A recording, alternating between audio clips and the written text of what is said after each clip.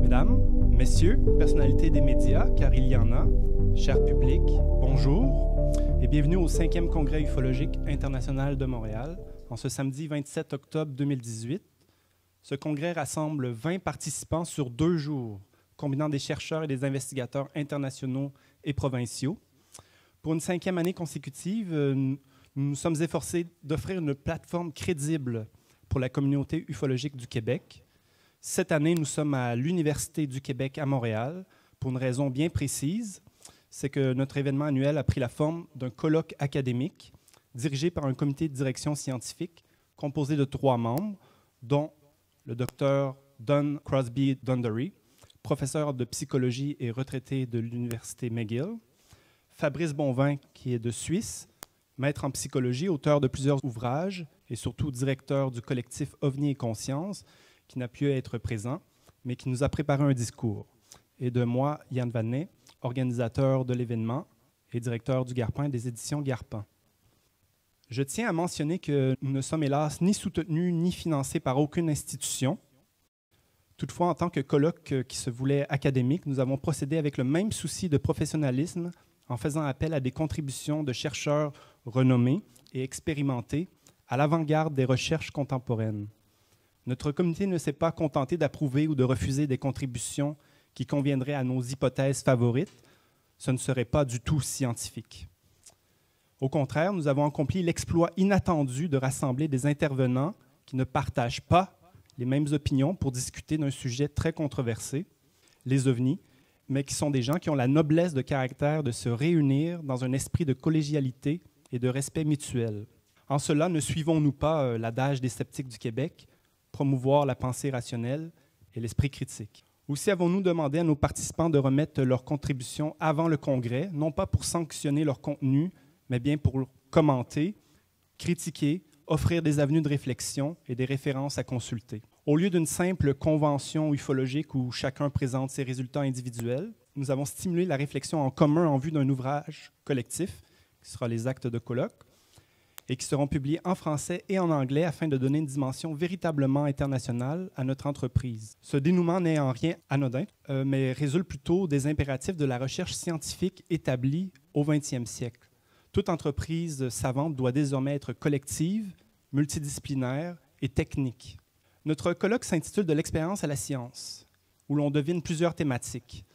D'abord, c'est l'expérience du témoin dans toute son individualité et son vécu phénoménologique. Face à l'opinion établie, face au doute rationaliste, face à la contradiction facile qui réduit à rien l'opinion qui est valorisée par les témoins. Ensuite, c'est aussi l'expérience objective. Ce sont les données mesurables associées aux phénomènes décrits, parfois photographiés, d'autres fois signalés sur radar. Ce sont les reconstitutions, les comparaisons avec les cas semblables. Enfin, le constat consternant qu'il est impossible de reproduire les expériences rapportées.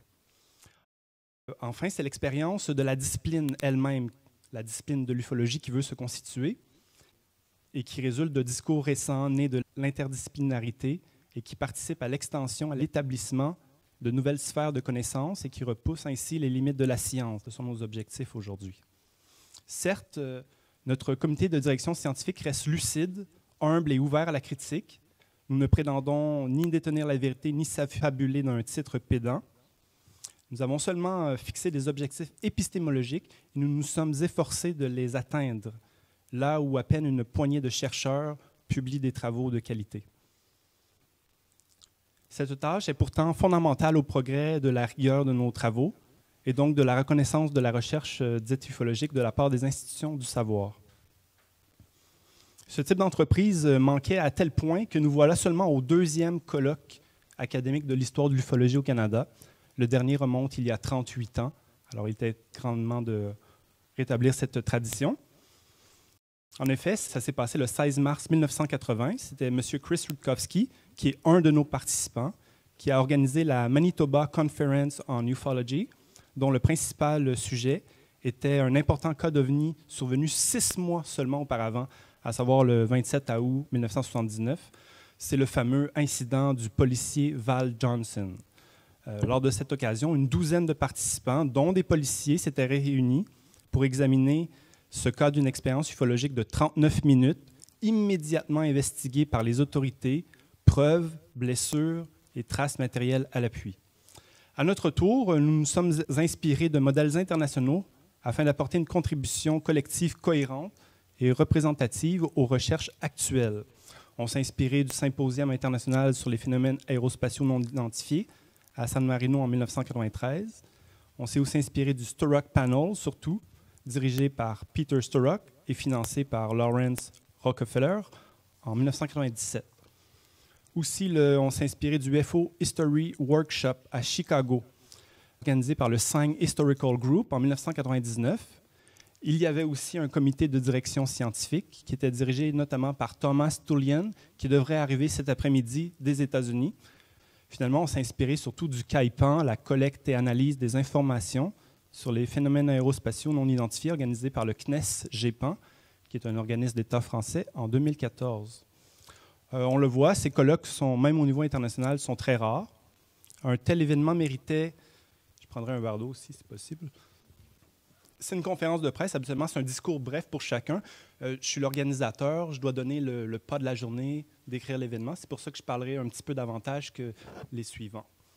Alors, un tel événement méritait donc une conférence de presse et nous en profitons par conséquent pour nous exprimer sur le sujet controversé des ovnis et vous exposer, selon nous, ce que sont les résultats de l'ufologie contemporaine, à savoir l'attitude de la science face aux évidences des ovnis.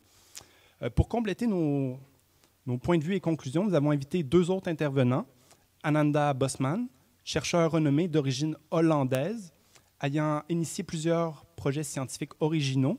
Il suffira de faire connaissance avec monsieur. Il est aussi un excellent enseignant cosmopolite depuis 30 ans. Chaque semaine que je lui parle, il change de pays. Maintenant, il est rendu au Canada pour la première fois. Et finalement, Richard Glenn, d'Ésotériste expérimental, un média alternatif hebdomadaire depuis 42 ans, figure de proue de l'ufologie au Québec. Sa présence est tout à fait justifiée par son rôle soutenu de quoi? D'animer le débat de l'ufologie en recevant des centaines d'invités. Il a été aussi l'organisateur des premières éditions de ces congrès. Avant de donner la parole à mes honorables collègues et M. Dundery, je vous partage moi aussi 3 de mes conclusions à titre de chercheur se spécialisant en histoire des idées. 1. Que les ovnis existent ou n'existent pas, le phénomène sociologique effervescent qui les entoure depuis 70 ans a été si prégnant et omniprésent dans nos cultures occidentales qu'il est normal qu'il suscite un intérêt chez les chercheurs en psychologie, en folklore, en mythologie, en histoire, en littérature, etc. Il est toutefois anormal et suspect que ce sujet soit autant clôturé de ridicule si nous étudions avant tout le phénomène anthropologique qui entoure les témoins d'OVNI. 2. L'ufologie ne dispose pas de cadre professionnel pour évoluer convenablement, ni de lieux physiques adéquats, pas de laboratoire, pas de centre de recherche. Il y a peu d'investigateurs actifs et c'est un domaine qui souffre de tous les vices de l'amateurisme. Malgré une abondante littérature, un manque cruel de conceptualité, d'analyse historique, de critères méthodologiques ont toutefois freiné et ralenti grandement son développement à titre de curiosité culturelle. On pourrait croire que la responsabilité première de cette grande confusion entourant les ovnis repose sur les ufologues, et c'est en partie vrai. Cependant, à mon avis, et selon nombre de chercheurs, il y a une réalité agissante derrière ces phénomènes des ovnis et qui est aussi responsable en partie de cette situation. Enfin, comme Éric Zurcher l'affirme, l'étude des meilleurs cas ufologiques et surtout les apparitions d'humanoïdes nous mettent au pied du mur.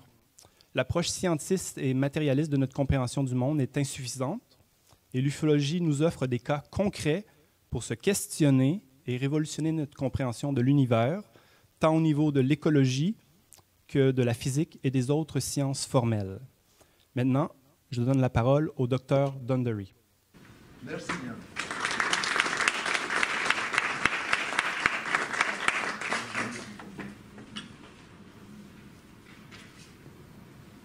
Je dois dire au commencement mes remerciements à Yann pour son effort en organisation de cette conférence. C'était difficile, c'était fait par lui-même et c'était un succès. Merci beaucoup. Okay. For the rest, I will be speaking in English. I am going to talk about the fact that not all of the news that you hear about UFOs is real. There are, as we all know, who follow American politics at any rate, two kinds of news, real news and fake news. And while this is true in politics, it is also true in the UFO field. And when I talk later on today, I'm going to be talking about the difference between real news and fake news and the effect it has on public acceptance of the reality of the UFO phenomenon, whatever we describe it as, and in particular, how that affects the cultural and political elites that influence us and govern our countries. I should add that I'm by training a research psychologist. So as much of my talk is going to be about psychology as it is about UFOs, I'm sorry to say, because you're interested in UFOs. But the psychology has a lot to do with how people react to the subject. And that basically is my topic for this afternoon. Once we establish the relationship between real news, fake news, and the UFO phenomenon, we'll be in a better position to know what is real and to take it seriously. Thank you very much.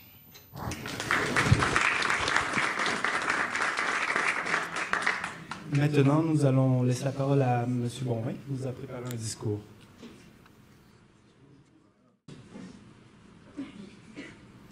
Bonjour à toutes et bonjour à tous.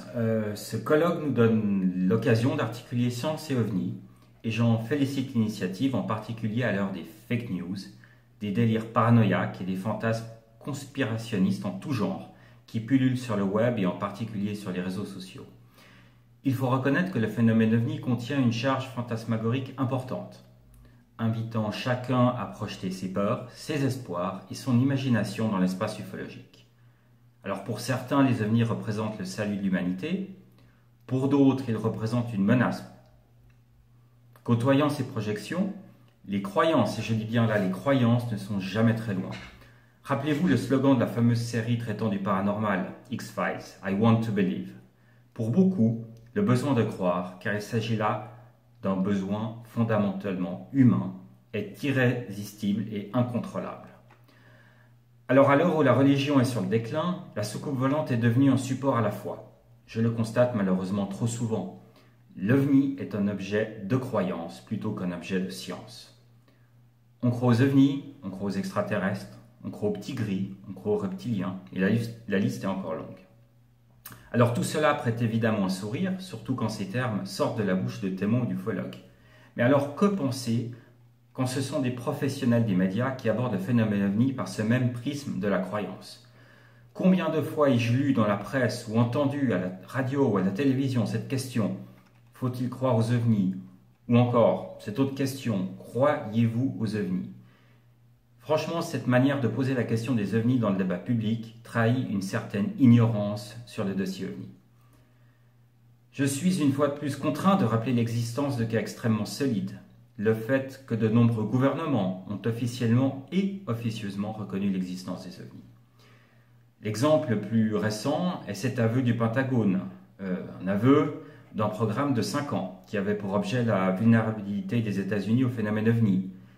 Et je rappelle aussi que le New York Times en a fait sa une en décembre 2017. Des vidéos infrarouges embarquées à bord des avions de chasse poursuivant des ovnis ont été révélées à cette occasion. Le sénateur du Nevada, Harry Reid, affirmait d'ailleurs dans cet article que les États-Unis possèdent des preuves scientifiques de l'existence des ovnis. Alors voilà, quand les professionnels des médias interrogent le phénomène ovni en termes de croyances, je me pose des questions sur leurs propres croyances, leur ignorance ou leurs préjugés. Et je pense que ces questionnements sont légitimes et partagés par de nombreux ufologues. Nous ne sommes plus en 1947, nous sommes bel et bien en 2018. En tant que citoyen et ufologue, moi, je comptais sur les hommes de science pour ne pas tomber dans le piège de la croyance, pour balayer tout obscurantisme et pour garder l'esprit ouvert à tout et ne rien croire, comme le disait le philosophe Aimé Michel.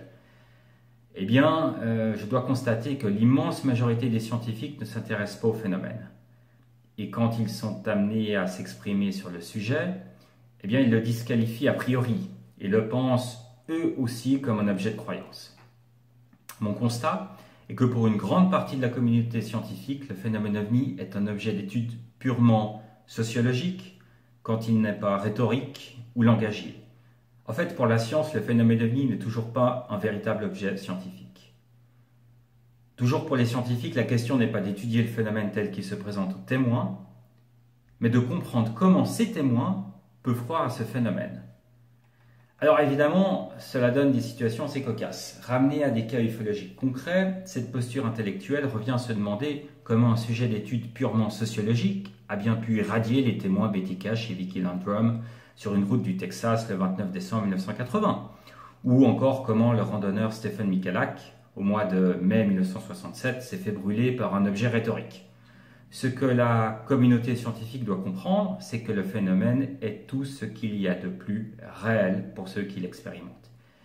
Il ne s'agit là pas de croyance, mais de vécu. Je ne vous demande pas de croire en ce colloque, il existe. Eh bien, il en va de même pour le phénomène OVNI. Le positionnement affirmant que le phénomène OVNI n'est pas un véritable objet scientifique est ontologiquement absurde. Il n'y a pas de phénomène qui soit scientifique ou non dans sa nature. Il n'y a que des phénomènes qui échappent à la science.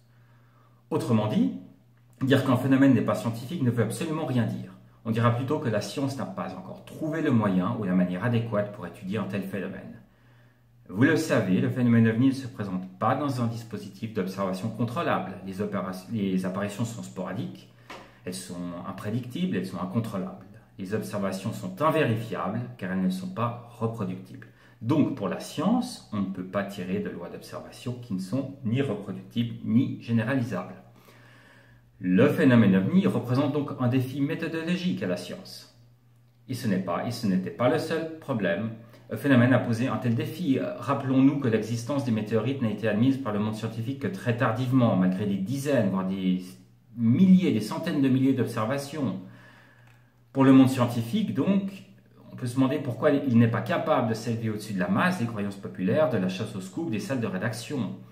Pourquoi ce monde scientifique, qui se drape dans sa rationalité, n'est-il pas capable de penser le phénomène OVNI autrement que par le prisme de la croyance ? S'il y a probablement de multiples explications à cela, j'isole donc deux raisons qui me semblent particulièrement saillantes. Premièrement, ni le monde politique qui détient le pouvoir des lois, ni le monde des corporations qui détient le pouvoir de l'argent n'incite le monde scientifique à étudier le phénomène OVNI. Pour un scientifique, étudier le phénomène OVNI ouvertement et publiquement, c'est bien souvent signer sa fin de carrière. Dans ce registre, les exemples de suicides professionnels ne manquent pas. La seule approche d'étude du phénomène qui soit tolérée par l'appareil scientifico-académique, c'est par le prisme des sciences sociales. Psychologie sociale, sociologie, anthropologie, et voilà, on retombe dans l'affaire de croyance.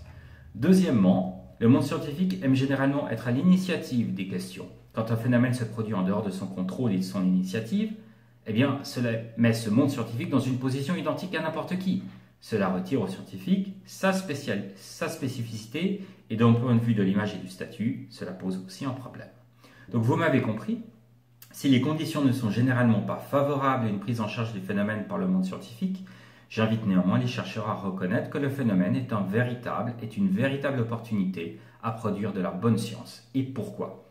Premièrement, parce qu'il représente une formidable opportunité pour la science d'amélioration de ses dispositifs d'observation. Comment mettre au point des dispositifs d'observation d'un phénomène aussi fugace et incontrôlable ? Eh bien, voilà un beau défi. Deuxièmement, parce que le phénomène OVNI fait voler en éclats toutes les catégories culturelles, toutes les oppositions communément admises entre objectif et subjectif, matériel et immatériel, organique et inorganique, entre la matière et la pensée. Le phénomène OVNI est tout cela en même temps. Il enseigne que notre réalité est beaucoup plus vaste, plus riche et plus complexe que ne laisse entendre la science d'aujourd'hui. Les perspectives sont là aussi gigantesques. Et troisièmement, parce qu'il représente l'un des plus grands mystères contemporains et que l'homme a soif de réponses. Sans mauvais jeu de mots, je crois en la science. Et je crois en la science dans le sens où j'ai confiance en elle. J'ai la vision d'une science courageuse, ambitieuse, curieuse intellectuellement, qui s'affranchit des dogmes et des croyances. J'ai la vision d'une science qui s'attelle au défi intellectuel du phénomène ovni, et quelle que soit sa nature. Merci pour votre attention.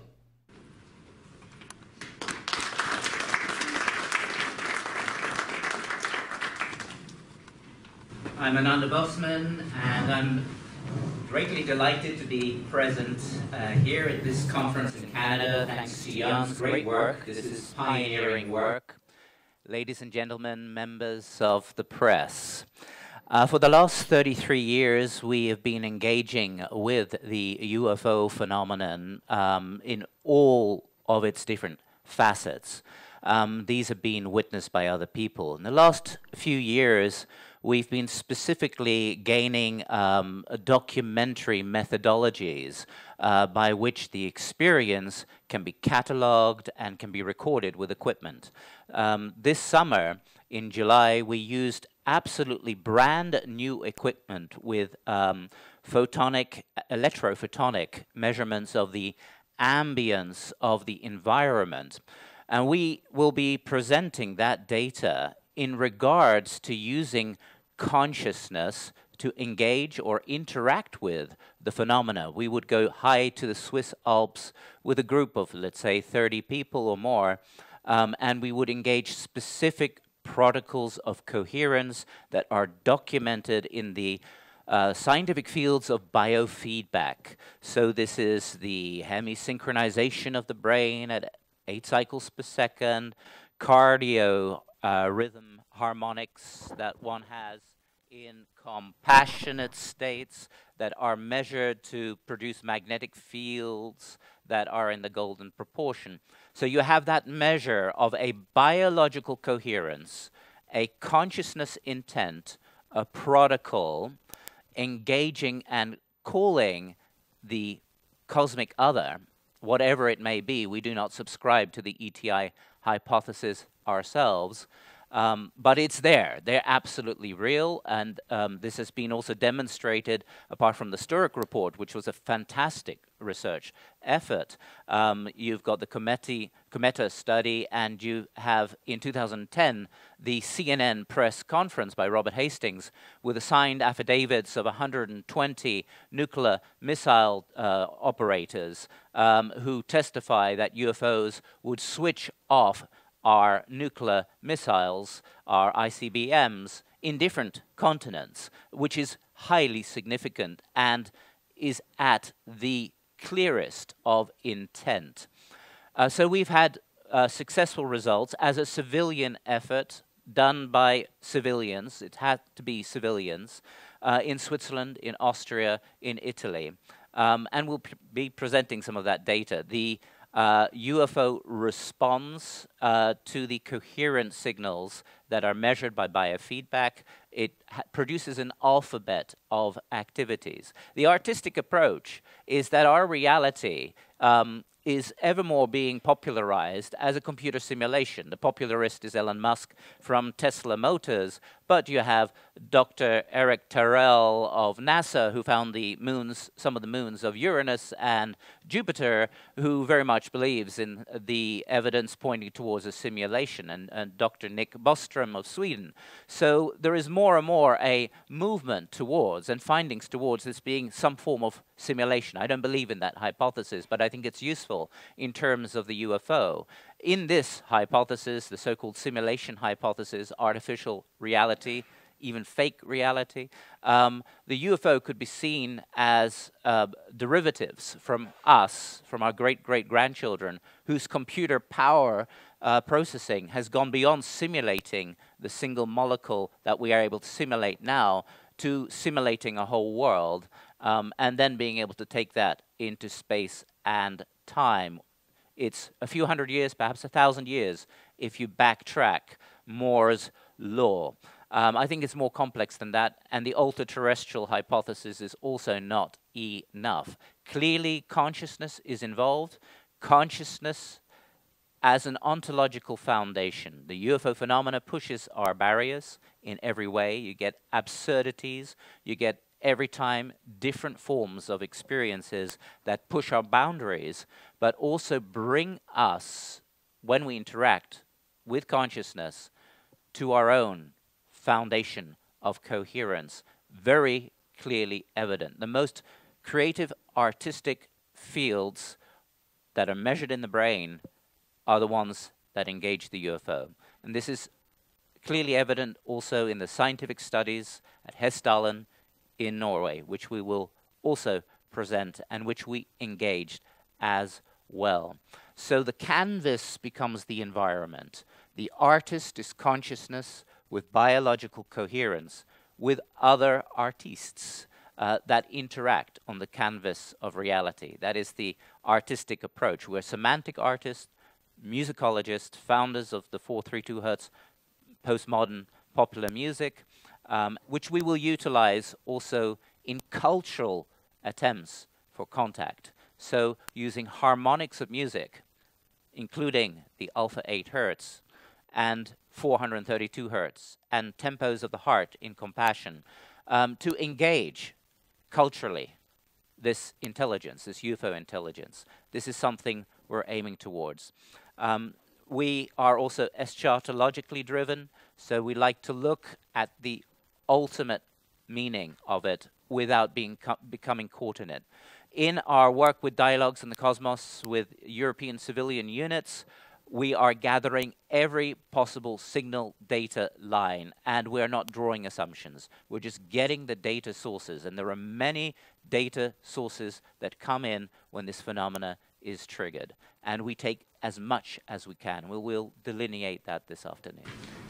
Thank you.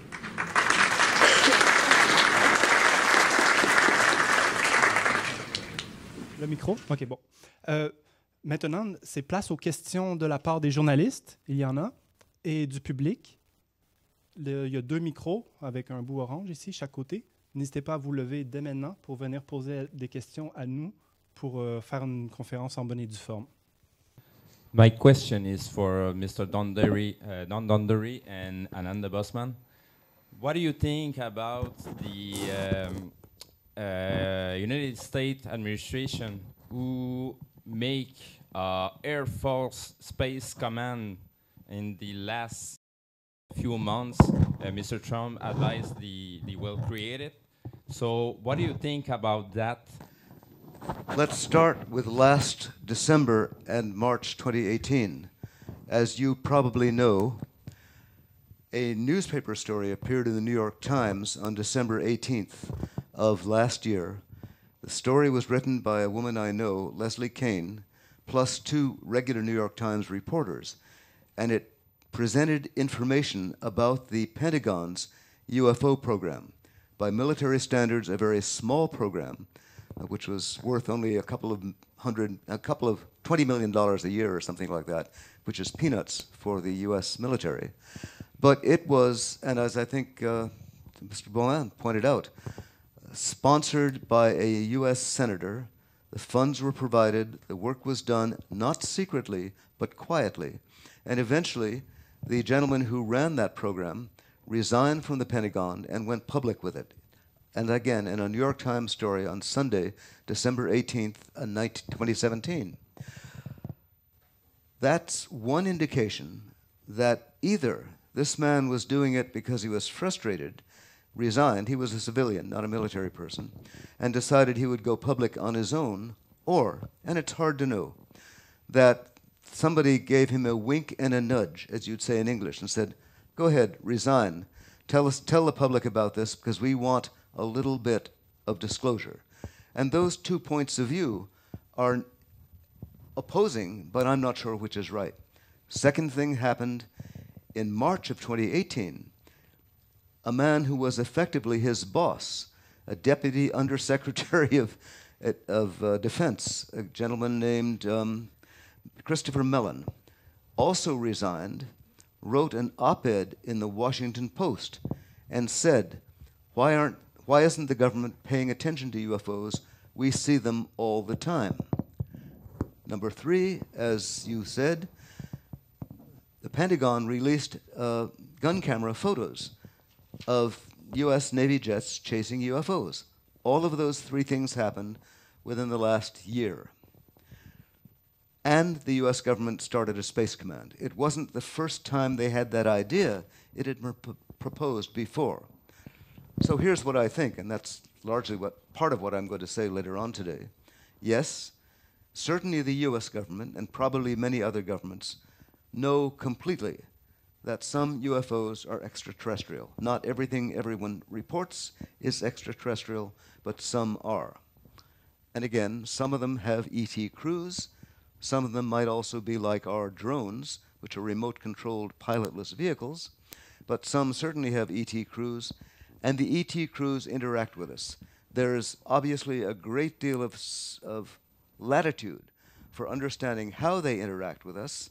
Mr. Bosman and Mr. Glenn and Mr. Boivin have studied this, in fact, more extensively than I have.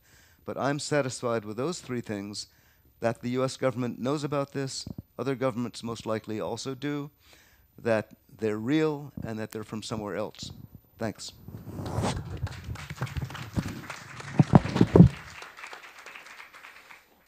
Well, Alexander Riojas, who first came out, was of course counterintelligence, and we have seen a lot of counterintel coming out from the Air Force Office of Special Investigations, Richard Doty, and the Professor Benevitz case, which kind of introduced the reptoid idea, but was counterintelligence. So I think there is a dribbling out occurring here, but this is anything but anything near full disclosure. I think the effort that was done by Stephen Bassett, the citizens' hearings on disclosure, gave a very good format for what should happen and should happen in Senate and Congress hearings with President Trump, who appears to be really so far independent from the military-industrial complex that Eisenhower warned about at his retirement when he had brought in Nelson Rockefeller into the special group to do with the research on UFOs in 1954. The special group is now documented in the JFK documents that President Trump released, mentioning the special group and Dr. Henry Kissinger in regards to it, and several of the other big names. I think Zbigniew Brzezinski, who also created the Trilateral Commission, which, of course, the Honorable Paul Hellyer, the former defense minister, warned about in the citizens' hearing. The phenomenon of the UFOs, we've had very close contacts, and also with others, extremely close. I won't go into detail, but it has convinced me that the intelligence behind is able to form reality, what we call reality synthesize. And in fact, in the academic studies from Harvard, we do have the work of Professor Mack, John Mack, who was given the abductees from the artist Bud Hopkins, and Dr. David Jacobs, who were talking about implants, very traumatic abductions. But he introduced transpersonal psychology in the methodology of dealing with the abduction experience, a kind of meditation that is coherently in training. And he would help them deal with their psychological or spiritual crisis. And when they dealt with that spiritual crisis and they had the next so-called abduction, the entities changed. The ship changed. But they experienced the entities as the same beings, but a different form. And that would continue to change as the person went through their transpersonal psychology transformations, and in dealing with each level of spiritual crisis. So this is not to say that it's all psychological. Mack thought this was an intelligence that works omnijectively with the subjective and the objective and forms it and adjusts it. And I think this is very significant. With Betty and Barney Hill, mentioned earlier, the physical evidence that came there was the hydrocarbons on her clothing. Hydrocarbons are also a product that are made by hadronic plasma arc flow reactors that produce a forms of isosuperconductivity. So I find that particularly interesting, that facet. the way that the hills were intercepted by a trained psychological warfare hypnotherapist under Eisenhower with suggestions is the abduction of the abduction. So we have to become stringently aware of every level of experience. I generally recommend to people who have a memory of an experience, work it out for yourself. Learn self-hypnosis or meditation or transpersonal psychology. Don't get abducted by the hypnotherapist.